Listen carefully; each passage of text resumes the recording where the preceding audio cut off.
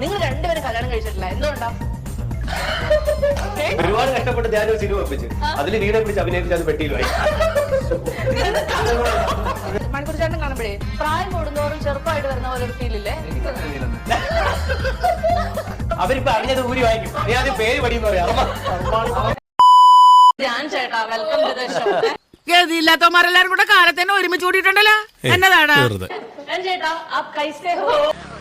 സുഖം. പിന്നെ വേറെ റൈറ്റ് ഉണ്ട്, കാണിക്കട്ടെ. ഹണി റോസും ഞാനും. നിങ്ങൾ രണ്ടുപേരും കല്യാണം കഴിച്ചിട്ടില്ല, എന്തുകൊണ്ടാ? പറഞ്ഞിട്ട് നീ കഴിച്ചാൽ മതി. അതുകൊണ്ടല്ല, ബാക്കിയുള്ള കാര്യങ്ങളൊക്കെ എല്ലാം നടക്കുന്നുണ്ടോ? അത് എന്താ ഉദ്ദേശം? കിഷകുട്ടി വെച്ചത് പറ്റതല്ലേ?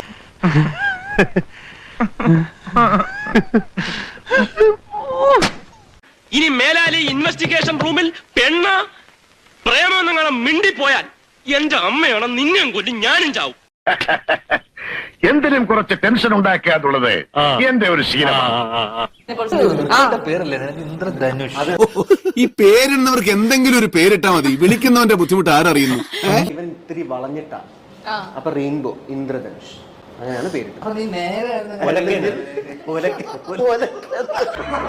ചളി ചളി. ഒരുപാട് കഷ്ടപ്പെട്ട് ഞാനൊരു സിനിമ ഒപ്പിച്ച് അതിൽ വീണെ പിടിച്ച് അഭിനയിപ്പിച്ച് അത് പെട്ടിയിലായി. ഇളയപ്പറ്റൊരു കാര്യം വിറ്റാണ്, ആള് ഭയങ്കര വിറ്റാണ്. മണിക്കൂർച്ചേട്ടൻ കാണുമ്പോഴേ പ്രായം കൂടുന്നോറും ചെറുപ്പമായിട്ട് വരുന്ന പോലെ ഒരു ഫീലില്ലേ? എനിക്കങ്ങനെ ഫീലൊന്നും. പറയിപ്പിച്ച് സാറിന് ഇപ്പൊ കാര്യങ്ങളൊക്കെ മനസ്സിലായ സ്ഥിതിക്ക് നമുക്ക് പോവാല്ലേ?